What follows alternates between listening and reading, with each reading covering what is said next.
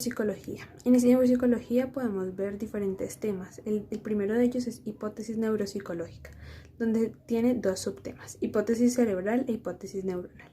La primera, que es hipótesis cerebral, estudia la relación entre la conducta y el funcionamiento cerebral, y su estructura está dividida en dos, en la región medial y en los lóbulos. En la región medial podemos encontrar a la amígdala, que es la encargada del procesamiento emocional y las respuestas del miedo, y el hipocampo, que es que es la consolidación de la memoria y la memoria espacial. Después tenemos a los lóbulos y empezamos por el occipital con las áreas 17, 18 y 19 de Brodmann, y están distribuidos por vías paralelas interconectadas. La vía número 1 es las características elementales, la número 2 es la forma, color y profundidad, la B1 y la B2 es el reconocimiento, la B4 es la percepción del color, la B5 la percepción del movimiento. Después pasamos a los temporales, donde podemos encontrar la memoria y la categorización, y están compuestos por áreas auditivas 22, 41 y 42 de Brodmann y áreas visuales 20, 21, 37 y 38 de Brodmann. El procesamiento auditivo y recibe las proyecciones visuales, que es el reconocimiento de estímulos. Después vienen los lóbulos parietales, donde está la sensación y el movimiento. Las áreas somatoestáticas primarias, que es la 1, 2 y 3 de Brodmann, y las áreas somatoestáticas asociadas, que son la 43 de Brodmann. Esto va la corteza parietal superior, que es el 5 y 7 de Brodmann, y esto va a la integración visual para realizar los movimientos. Después tenemos los lóbulos frontales, que es la planificación y control ejecutivo. Entonces ahí tenemos la región olfatoria, que son las funciones olfatorias, la corteza motora primaria, que es el movimiento voluntario, la corteza premotora, que son las funciones motoras y cognitivas, y la corteza prefrontal, que es el razonamiento y formación de conceptos.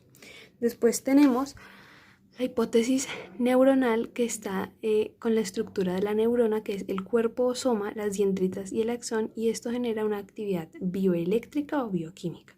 Después tenemos la estructura y funcionamiento cortical.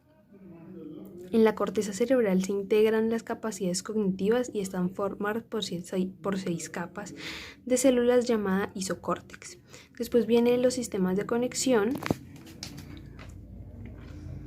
que son las áreas somatosensoriales y la corteza parietal posterior, que son las sensaciones corporales y el reconocimiento táctil. Después vienen las áreas somatosensoriales primarias, que son las áreas motoras y premotoras, y controlan el movimiento. Después viene la corteza parietal posterior y las áreas motoras y premotoras, que controlan el movimiento también. Después viene la corteza parietal posterior y corteza prefrontal dorsal, que controla la conducta espacial. Después viene la área de asociación parietotemporal occipital, que es la conducta motora guardada en visual y auditivamente. Después tenemos al sistema nervioso central, que está compuesto por la médula espinal, el encéfalo y el telencéfalo. La médula espinal es el sistema de conexiones ascendentes sensoriales y descendentes motoras y respuestas reflejas. El encéfalo está compuesto por el diencéfalo, que está compuesto por el hipotálamo, que es el estado del organismo, y el tálamo, que es el filtro cortical. Después viene el telencéfalo, que son los hemisferios cerebrales, y después vienen las sistemas funcionales de la corteza cerebral, que están compuestas por 5. Sistemas funcionales recapitulares, regulación del estado de alerta, el sistema límbico y paralímbico, que es la motivación y memoria, los sistemas sensoriales específicos, que son las cortezas primarias y sensoriales, el sistema efectores, que es la corteza motora, área premotora, motora suplementaria y motora cingulada, y los sistemas asociativos, que son las zonas de asociación unimodal y multimodal. Tenemos también la sensación y percepción, donde el cerebro interpreta la información a través de los sentidos. La sensación es la capacidad neuropsicológica de transformar estímulos físicos en impulsos eléctricos, que es la transducción. Y la transducción es el proceso por el que la energía se transforma en potencial de acción. Después tenemos la percepción, que es el proceso por el cual el cerebro es capaz de analizar, interpretar, reconocer y dar significado a las sensaciones. De estas se dividen otras 4 áreas, que es la neuropsicología visual. En la neuropsicología visual tenemos el funcionamiento del ojo. Los ojos Los ojos captan los estímulos por receptores fotónicos en la retina. Estos son divididos en millones de partículas fotónicas y son transformados en impulsos eléctricos y pasan por el nervio óptico y luego al lóbulo occipital para así formar una imagen en el cerebro. Tenemos dos neurotransmisores para la neuropsicología visual, que son los conos, que identifican el color, los detalles finos y responden a la luz brillante, y los bastones, que es el responsable de cuando hay baja luminosidad y es sensible a la luz tenue. Tenemos también la retina central y la retina periférica. La retina central crea impulsos eléctricos en impulsos pequeños y la retina periférica lleva impulsos de información del movimiento a lo que esté alrededor. Pasamos así a la proyección del cerebro de 4 etapas, que es la transformación que pasa de estímulos físicos que son captados por los conos y los bastones. El quiasma óptico, que es la información que se cruza en el mesencéfalo. Esta es la información captada por el ojo derecho y pasa al nervio al nervio óptico izquierdo y viceversa. Después tenemos el proceso talámico, que luego de que la información va al diencéfalo y una vez al tálamo, impacta en el área dorsal o ventral. Tenemos después al lóbulo occipital, que se da el proceso de esta percepción, y es cuando la información pasa por el área dorsal del tálamo. Las proyecciones llegan al área B1 y de aquí llega la información básica de los estímulos, y así la información pasa por el área ventral, va para el área B2 y se queda en las áreas B2, B3 y B4, donde están los estímulos, y estos empiezan a identificar y definir. Después tenemos al lóbulo occipital, que crea redes con el parietal, que es el B1, y con el temporal, que es el B2. Después tenemos la motricidad ocular, que es la retina central, enfoca al ojo en el estímulo predeterminado. Entonces en esta la retina periférica recibe información alterna a los alrededores, y la motricidad ocular son los movimientos de los que no somos conscientes que hace el ojo. Esto nos permite tener una mayor percepción de nuestra realidad, y para esto los músculos de los ojos deben alinearse y acomodarse, y esto pasa gracias al sistema simpático y parasimpático, que activan los pares craneales. Entonces después tenemos a la visión lejana y la visión de cerca. Entonces en la visión lejana los músculos de los ojos se estiran para así poder estirar la retina, y la visión cercana los músculos se contraen de la retina. También tenemos la neuropsicología auditiva, donde tenemos al oído, y el oído es el órgano que permite captar la información sonora que viene del exterior y la transmite al cerebro. En esta neuropsicología tenemos un proceso de transducción, que son varios pasos. Primero está el estímulo físico, donde las ondas, que son las ondas de sonido. Después viene el oído externo, donde las ondas son transformadas en impulsos eléctricos. Pasamos al oído medio, que está compuesto por el tímpano, el martillo, el yunque y el estribo, y estos crean vibraciones. Después pasamos al oído interno, donde las vibraciones que vienen del oído medio llegan a la cóclea, y en la cóclea está el líquido vestibular. Este líquido transforma en vibraciones a ondas, y estas chocan contra las paredes de la cóclea, donde tenemos unos neurotransmisores llamados cilios, que transforman la onda en impulso eléctrico.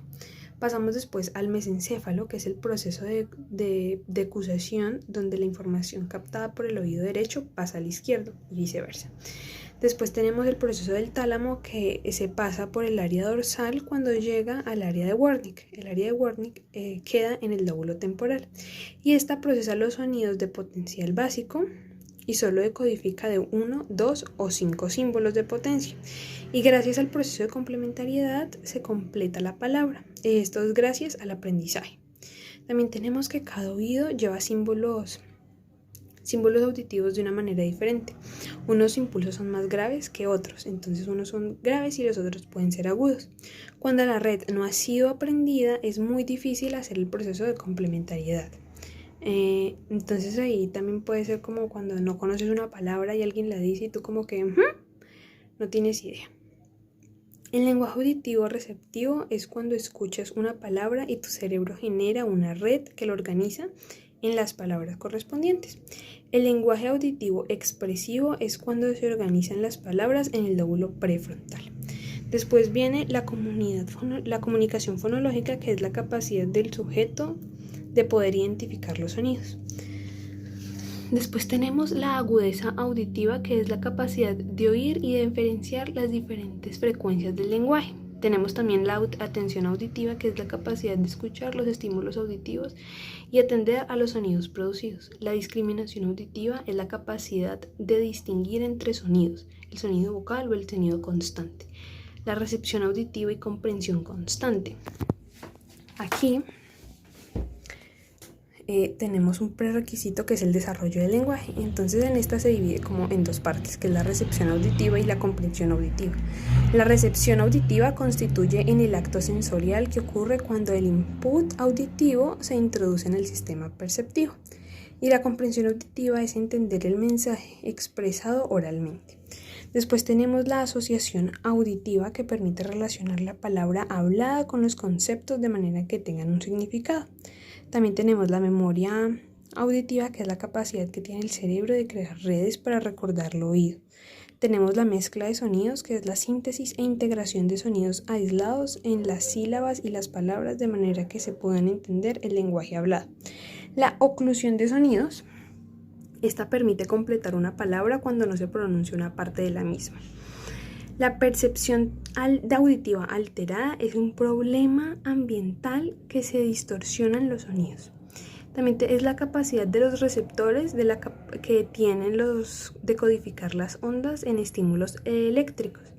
Y por último tenemos las alteraciones de la percepción auditiva, que es el trastorno del procesamiento auditivo central, TPAC, que es la dificultad para crear atención auditiva. El tinnitus, que es la dificultad para aprender el orden temporal de los sonidos. La agnosia auditiva, que es el problema de reconocimiento auditivo. La amusia, que es la pérdida de alguna capacidad musical. La agnosia musical, que es la pérdida del conocimiento de sonidos musicales. Y la trompa eustaquio, donde si la trompa obstrucción en esta conducta con vías nasales y auditivas. Y el sonido, que es por la característica genética o biológica y no pueden escuchar. De este lado tenemos la neuropsicología táctil. El tacto es el proceso que permite el desarrollo del sistema nervioso y que empieza a generar redes desde que nacemos. Esto sucede en el lóbulo parietal, donde se crea un mapa de la conciencia corporal. Después pasamos a los procesos de traducción de la neuropsicología táctil, donde el estímulo físico, luz, calor, presión, frío, pasa a los neuroreceptores, que son 4: el impulso eléctrico, el sistema nervioso periférico, la médula espinal y el troncoencéfalo, estos son por los pares craneales y el proceso de acusación. Después esto pasa al tálamo, en el tálamo al diencéfalo y después al lóbulo parietal. Después vienen los receptores táctiles, que son 4. El corpúsculo de Pacini, que es el sensor de la presión.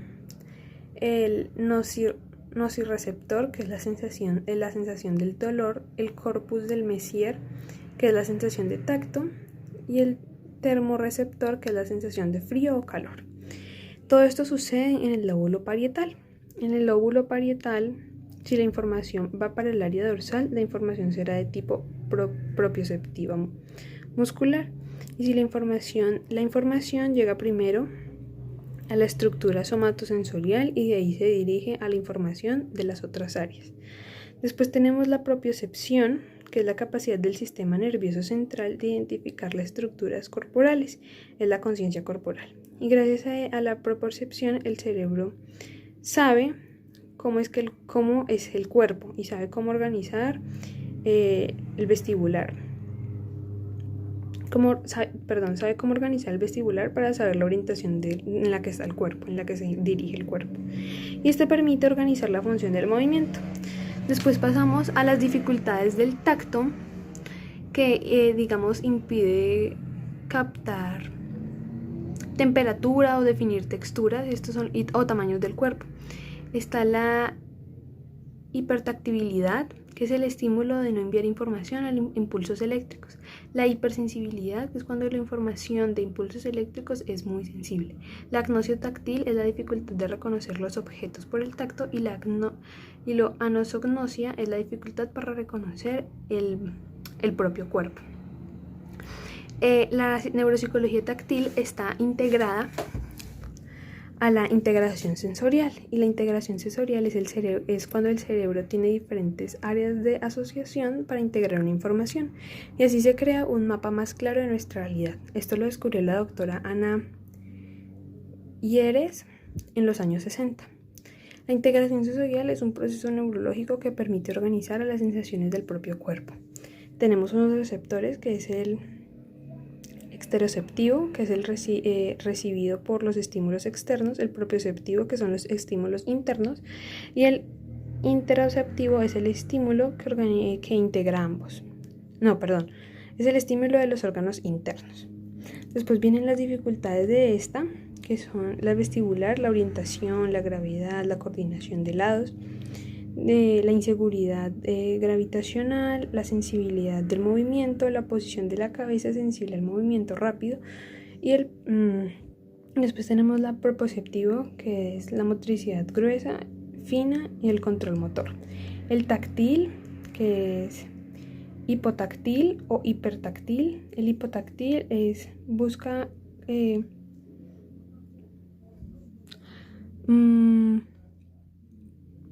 caricias y contacto, o sea, todo el tiempo.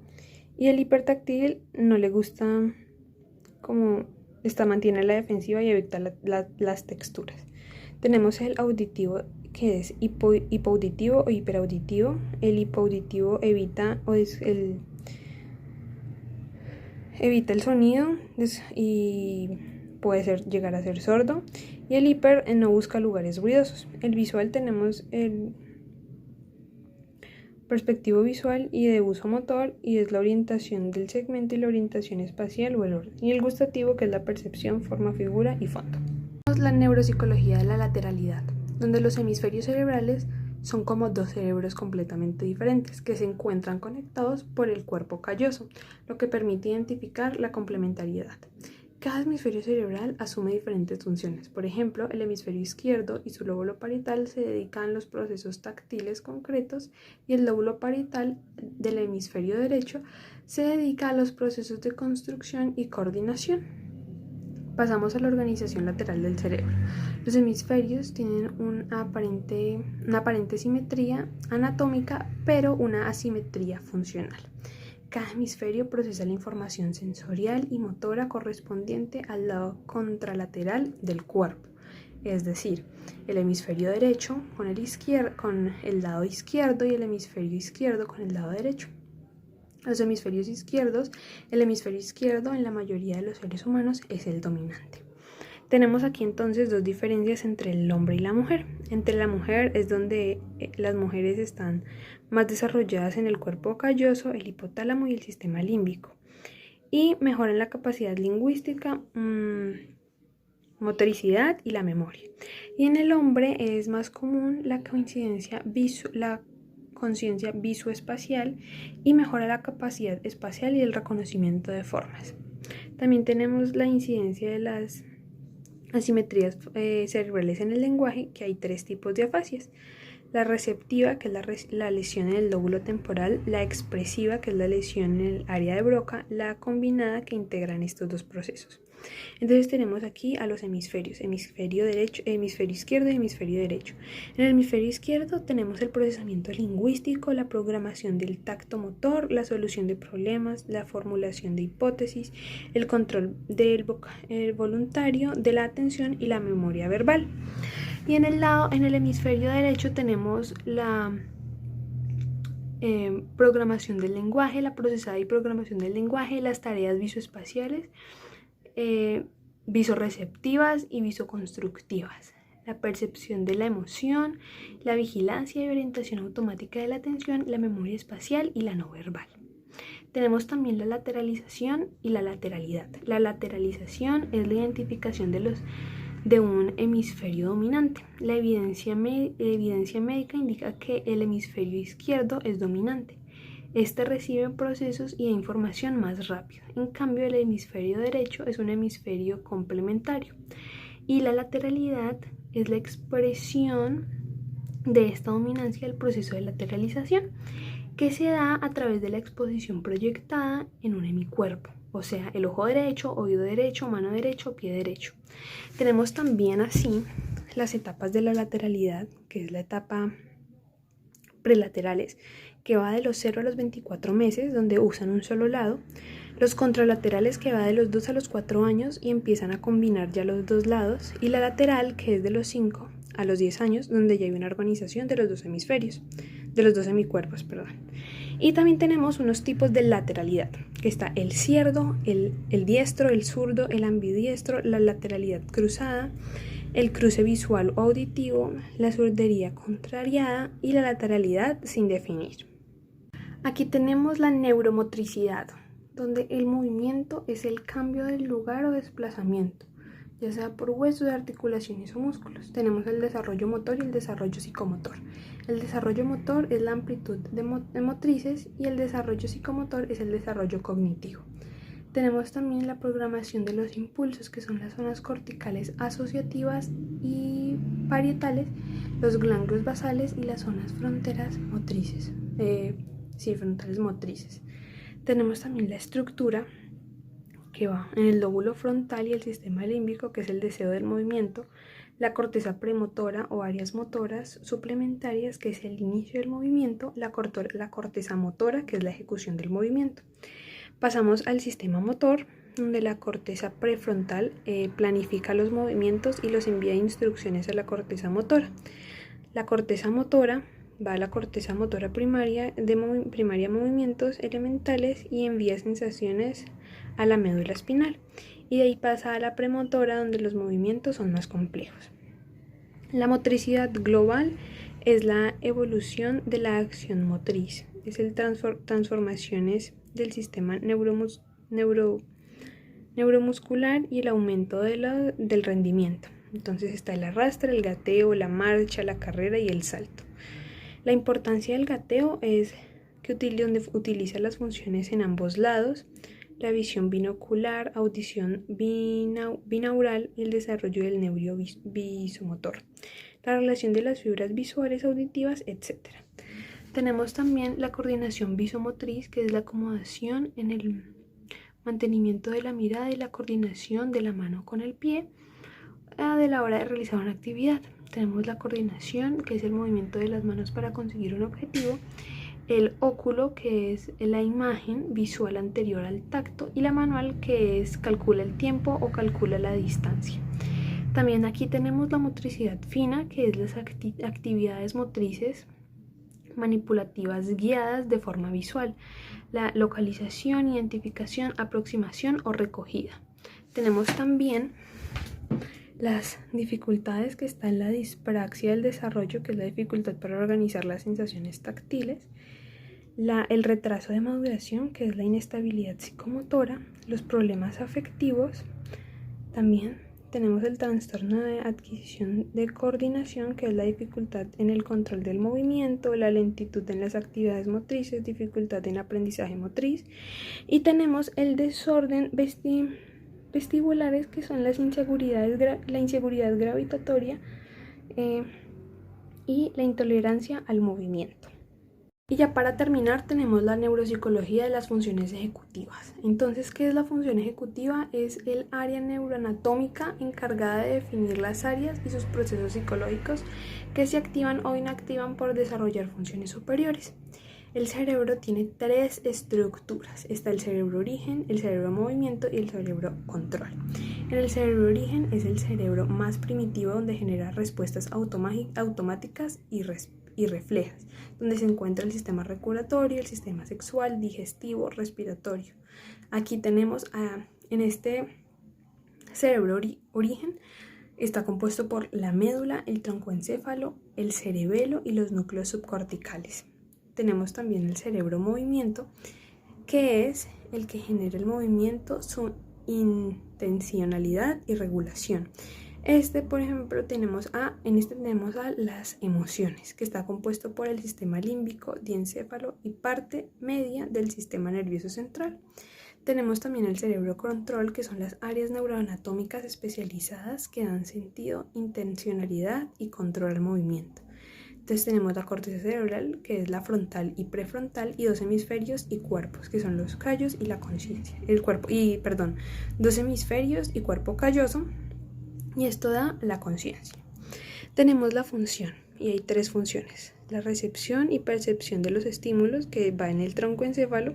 El segundo es la carga energética y de información con la ayuda de neurotransmisores, que va al diencéfalo, y la transformación de la información, que va a la corteza prefrontal.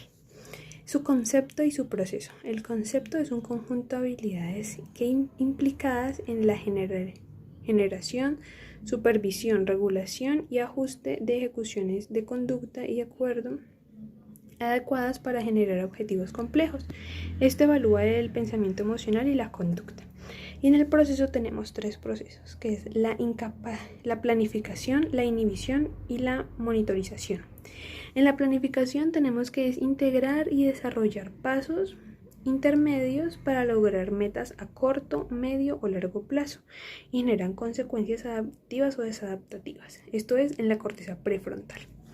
También tenemos la inhibición, que es bloquear la tendencia de generar respuestas impulsivas. La corteza prefrontal inhibe al diencéfalo y al troncoencéfalo. Y la monitorización, que es supervisar la ejecución de los procesos cognitivos y la atención sostenida. De aquí pasamos a la memoria. Entonces, en la memoria tenemos la que es la función neuropsicológica centrada en tres procesos: codificación, almacenamiento y evocación. En la codificación vemos que codifica recursos, crea redes, mantiene y guarda almacenamientos y recuerdos. En el almacenamiento tenemos que tiene la capacidad de guardar recuerdos a corto, sensorial y largo plazo, que es como una bodega. A largo plazo es donde guarda poca información, pero es una información significativa y dura muchísimo tiempo en nuestro cerebro. Y es como para toda la vida. Tenemos también la sensorial, que es la que retiene mucha información pero se nos olvida casi al instante, y la que es la memoria de corto plazo, que guarda información que tiene menor capacidad de guardado. Esta se divide en dos: memoria pasiva y memoria activa. En la memoria pasiva tenemos que dura unos minutos, y en la memoria activa está la memoria de trabajo. La evocación es la que recupera la información que fue almacenada y lo lleva a un recuerdo de la conciencia. Después aquí tenemos a nuestra memoria del trabajo, como ya les había comentado, que permite reconocer procesos, identifica los estímulos que vienen del medio ambiente y genera una respuesta, y conecta la memoria sensorial y la memoria a largo plazo. Entonces, aparece un estímulo, la persona reconoce el estímulo, mantiene ese estímulo, procesa la información que está obteniendo y genera una respuesta. Los componentes de esta son el sistema ejecutivo central, que ejecuta las operaciones de control y selección de estrategias, el bucle fonológico, que es el almacenamiento del material verbal.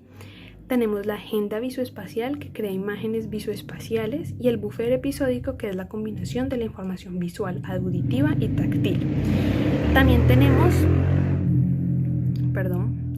tenemos la flexibilidad cognitiva, que esta cambia, genera y selecciona nuevas estrategias y resolución de problemas.